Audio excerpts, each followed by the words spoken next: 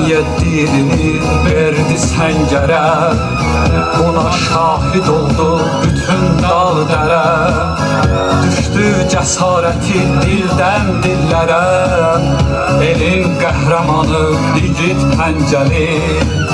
17 ilini verdi səngərə, buna şahid oldu bütün dağ dərə. Düşdü cəsarəti dildən dillərə, elin qəhrəmanı Yiğit Pəncəli.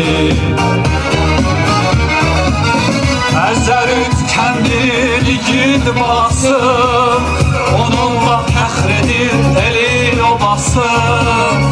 Hələ də yolunu gözlər anası, elin qəhrəmanı Yiğit Pəncəli. Əzərüt kəndir igid balası, onunla fəxr edir elin obası.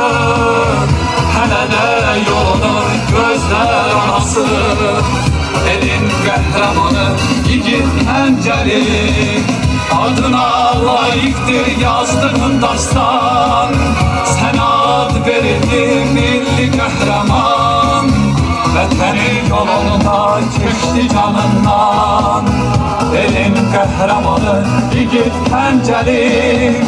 Adına layiqdir yazdığın dastan, sənə ad verildi milli qəhrəman.